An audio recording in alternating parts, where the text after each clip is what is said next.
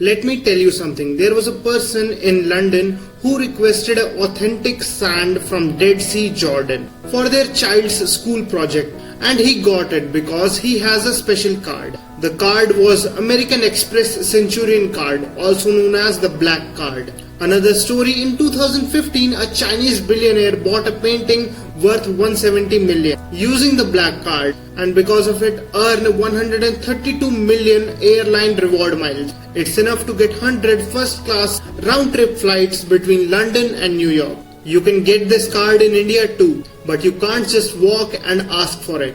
It's an invitation-only card. So in today's video, we are going to understand what makes this Centurion card so desirable. So to understand it, let's go back to 1800. Since there were no method for secure transaction, so robberies were common because people tend to carry a lot of money. So to solve this problem, American Express or Amex invented traveler's check. Here's how it works. First, you have to deposit the money in your Amex office. The bank officer or the clerk will give you the traveler's check worth that money. In this case, let's suppose $5,000. So you basically sign it in front of the officer and take that check to your desirable location. Once you reach that location, then you go to the nearest branch of Amex and hand over that exact check and do the sign again in front of the officer for verification. The bank officer will check your traveler's check and the signature and verify it.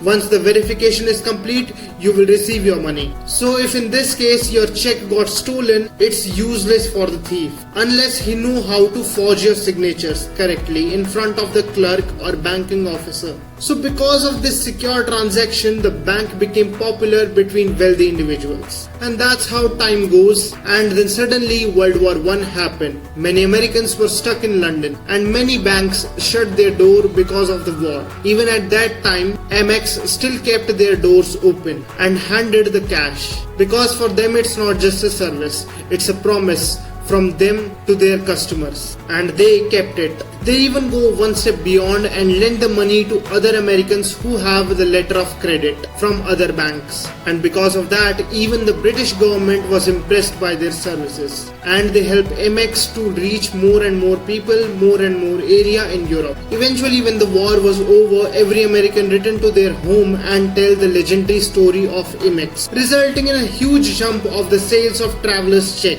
In 1913, it was $132 million. By 1945, it was $522 million. American Express built a solid trust with their customer.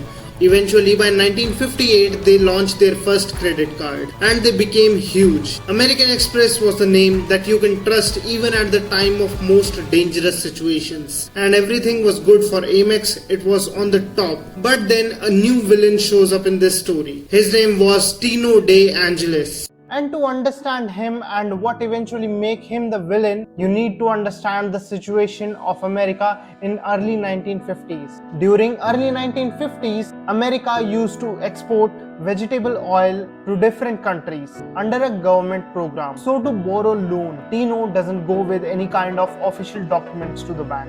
He go to the bank with American Express receipts. So basically a person came with American Express authority to Tino's area and check how much oil he has and prepare the receipts.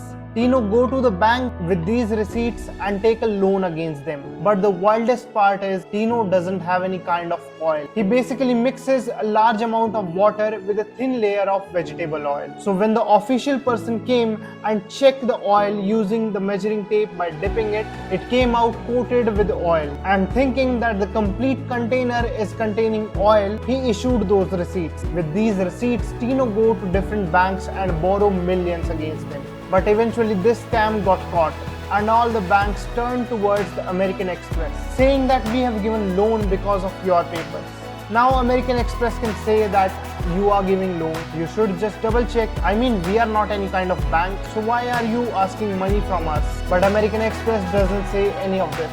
On 27 November 1963, Howard Clark, CEO of American Express, came out and said American Express felt morally bound to pay the banks. And eventually, American Express paid $60 million to the banks. I mean, just think about it. They paid for a fraud they didn't do. But because all of this, the investors panicked and American Express fell more than 50%. and American Express almost became bankrupt until a man showed up for their rescue, and that is Warren Buffett. Warren Buffett put 40% of their wealth in American Express, backing it up, because Warren Buffett believed that American Express showed the entire world that it's a beacon of hope by paying the money of a fraud they didn't commit. And because all of this, or I should say because of Warren Buffett, press coverage turned positive. Travelers' check sailed jumped 16%.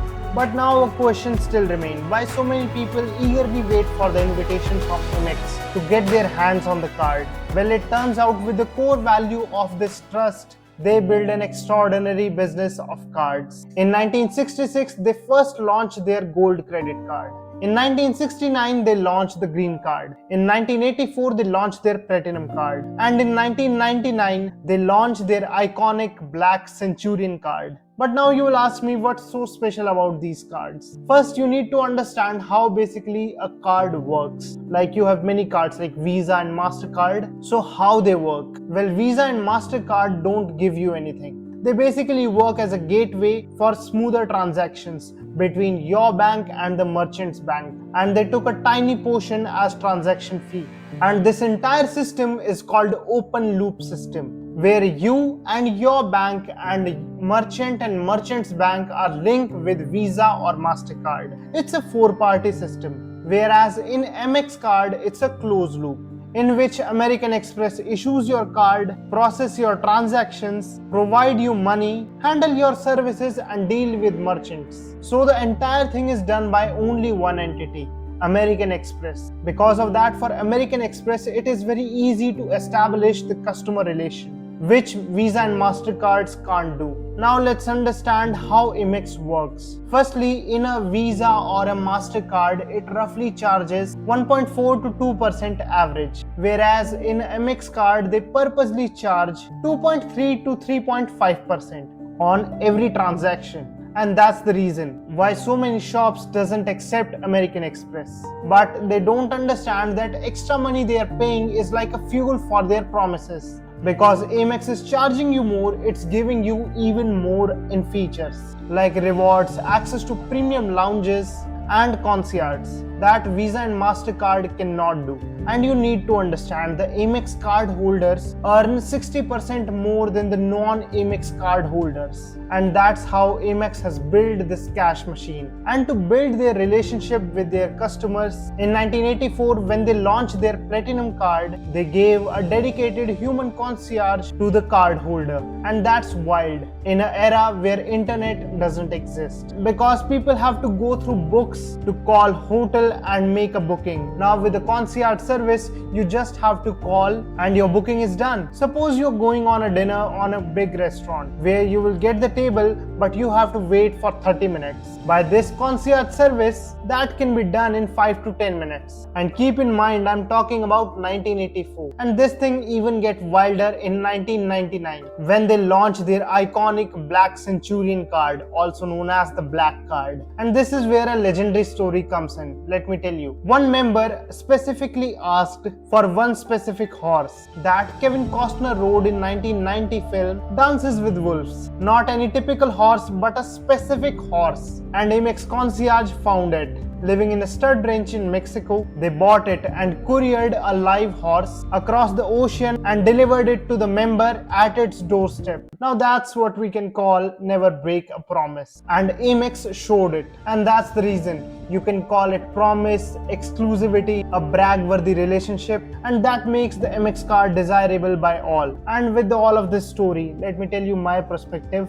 What I learned from this when I'm researching and seeing all kind of videos, that a brand is something you need to protect, its core value and its trust. Always stand on what you are believing and people will eventually come. And I promise you that whatever I stand for, I will deliver it no matter what. And I will never compromise with my core values. You can also tell me in comments what you think about this card. And if you got the chance to get this card, on what thing you're going to spend your money on. I will see you around in next video. Until then, this side Sahil signing off, and thank you so much.